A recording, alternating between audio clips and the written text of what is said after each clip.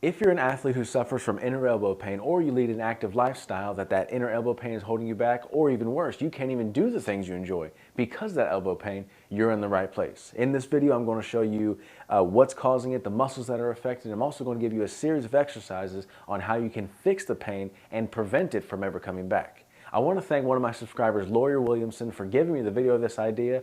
A few weeks ago, I did a video about how to fix your outer elbow or tennis elbow pain, and she asked that, she's like, how do I modify this for golfer's elbow? Well, Lori, here's the video how you do that. The technical term for golfer's elbow is medial epicondylitis. Now, what does that mean? Medial meaning inside, and your humerus, your arm bone, has two epicondyles. It has a medial epicondyle, which is on the inside, and it has a lateral epicondyle, which is on the outside. This is inflammation of, which itis, whenever you hear itis when talking about the body, that just means inflammation of. So itis, medial epicondylitis, is inflammation of the medial epicondyle, and that's all it is.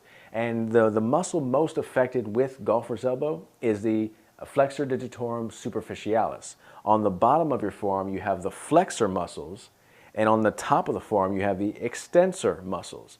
So this is the flexor digitorum superficialis, or FDS. It originates down here on your medial epicondyle, goes up here through your forearm, the belly of it is right here, goes up and extends into your fingers of your hand. Now, the FDS doesn't flex the whole fingers, it mainly just flexes these last two digits here. So all it does is, it doesn't flex like this, it more just flexes like that. That is my FDS working right there. And of all my fingers, it mainly is affected by the ring finger. You can see the most action through the forearm happens with my ring finger, a little bit with my middle finger, more up here with my pointer, but ring finger, it's all the way down through there. And the reason why this is relevant is whenever you hear itis, like either medial epicondylitis or lateral epicondylitis, you think overuse injury. Well, new research is showing that golfer's elbow is also related to an overload injury, that you're putting too much load on that area. And so whenever you're doing your lifts, whether it's overhead or more curling motions or pulling motions, it could be putting too much of a load on your muscles when you're pulling back. And the reason why it's possibly an overload issue is because whenever you have, like, let's just say this is a barbell, right? And I'm either doing pull-ups or I'm doing a row motion. What can happen is when we have that in our hand, a good solid grip is like this. But as the set goes on, or as we increase weight, what can happen is it slides down into my fingers like so. And that sliding down motion, all of a sudden, this is my whole forearm working. This is a lot of that FDS working. So it's putting a lot of strain, the more it slides down, putting a lot of strain on this muscle right here. And that's what we don't want. And we're putting too much load on it like that, instead of keeping it good, nice and tight in our whole hand. Or maybe if you're doing pull-ups, you've probably felt it before, at the end of your set or at the end of your reps, you really feel your hands start to slip like that. But, there's still muscle holding you on. We still try to hold on to the bar as long as we can, but the more we slide down, the more it puts strain on that FDS muscle. Now, just because new research is showing that this is but it's also an overload issue, doesn't mean we can't automatically rule out the excessive use of like inward swinging motions, whether it's, it could be the swinging of a bat, swinging of a golf club, or the inner swinging of a tennis racket. When we're swinging, we're letting our forearm go back a little bit, which is then putting more strain on that FDS muscle as well. And so we can't rule out the fact that it could also be an overuse injury. Something that can cause this pain also is a lack of stability. It could be a lack of stability in your shoulder. And the reason why it's in your shoulder is think about like a whip. If I had a whip in my hand and I wanted to crack the whip, well, I would have the handle and I put energy into the handle, which then travels through the whole whip. And then the cracking motion is at the end of the whip. That's where the energy really comes to a head and you hear that nice cracking sound. Well, your arm is very similar. Think of the handle of the whip is your shoulder, and the end, or where you hear the crack at, is your elbow down here. If I'm doing an overhead lift or a rowing motion, something that should be very stable is my shoulder.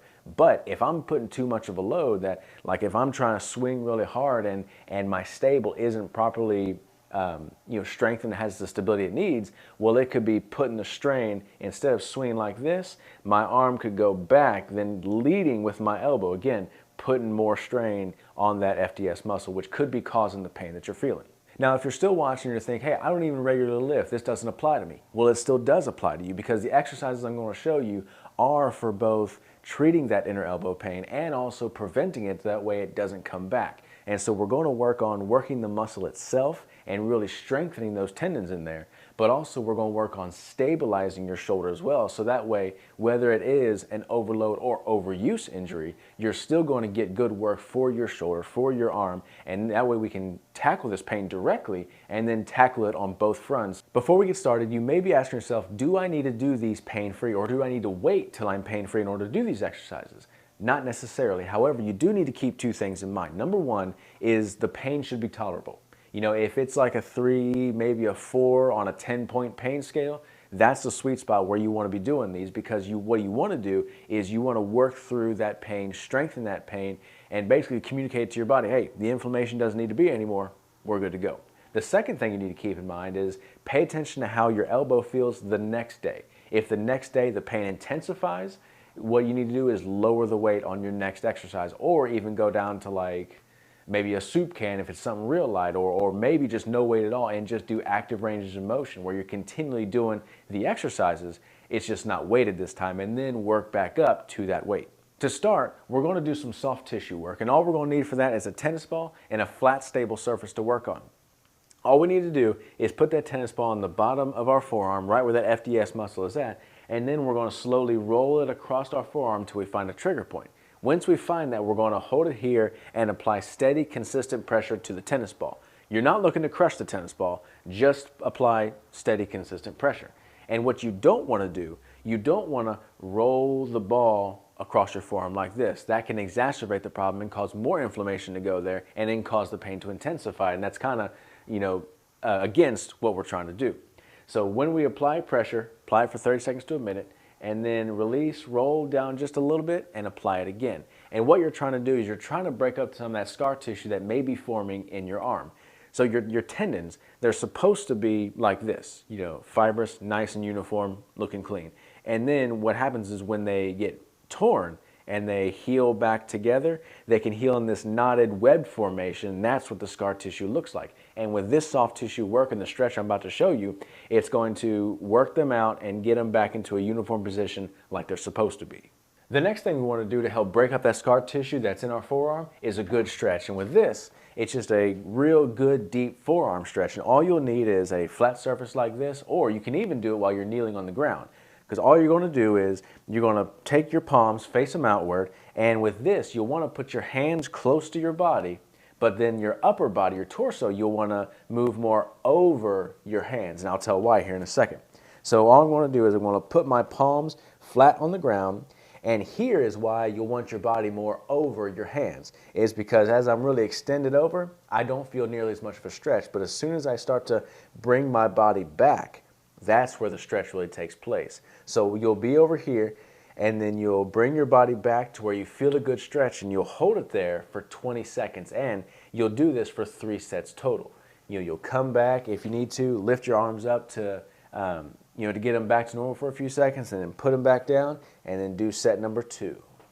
Now let's move on to some strengthening exercises, and for this, all you're going to need is a flat surface, something that you can rest your forearm on and let your wrist hang off. So for this first one, it's called wrist curls. And for this one, I'm just going to take a light 3-pound weight. If you need to, you can go even lighter, like 2 or 1 pounds. Or if you want to go heavier, I would say don't go any heavier than like 10 pounds. Let 10 pound be your max. And so all you're going to do is you're going to let your forearm rest here with your palm facing up, and you're just going to let your wrist go down, and then you'll go back up. One thing you need to focus on, and as in the down and up motions, it should take 3 seconds. So 1, 2, 3, 1, 2, 3. If that's even a little bit too much, even if you lower the weight, one thing you can do is you can just let your hand do the eccentric portion of the motion, which means you're going down. So you'll lift it up, and then with this, you'll let it down in 5 seconds. So 1, 2, 3, 4, and 5. Lift it back up, 1, 2, 3, 4, 5. And that's a good progression to start off maybe just doing the eccentric portion and then get to where you're going up and down. If that's even too easy, if you've progressed in your work and you've been doing this for a little while, something you can do is when you go down, let the weight roll off into your fingers, and that'll really help strengthen that FDS muscle. And if your problem is an overload issue, this will really help that. You're just going to let it roll down, let it roll back up, go up. And again, with this, you'll 3 seconds down and then 3 seconds back up. And for this exercise, you'll do it for 3 sets for 12 to 15 reps. Exercise number 2 is we're going to take that same weight we just used, and this is called pronator rolls. And for this one, instead of gripping it at the middle, we're going to grip it on the edge of it. And you're going to start with the dumbbell straight up and down, and then you're just going to turn your hand into pronation, meaning your palm is facing up, and then you're going to go back up.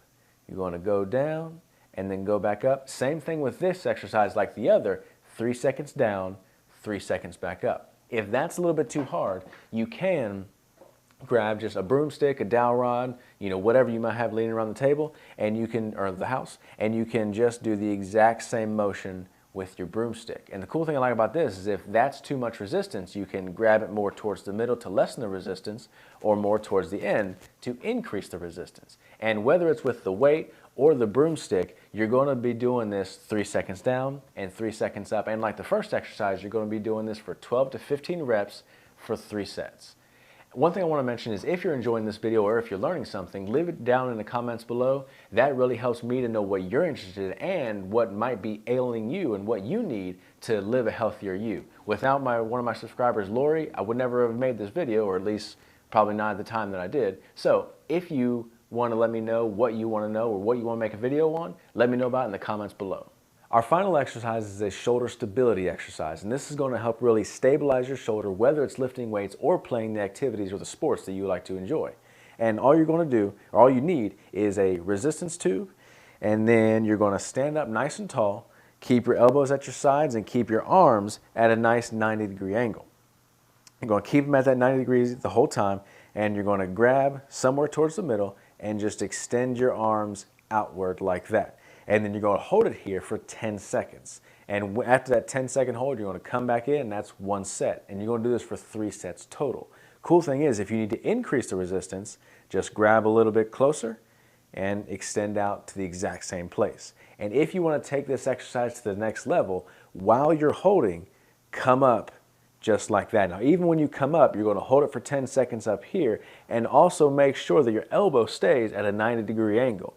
You're going to hold it, and then rest for 10 seconds. And again, you'll do this for 3 sets apiece.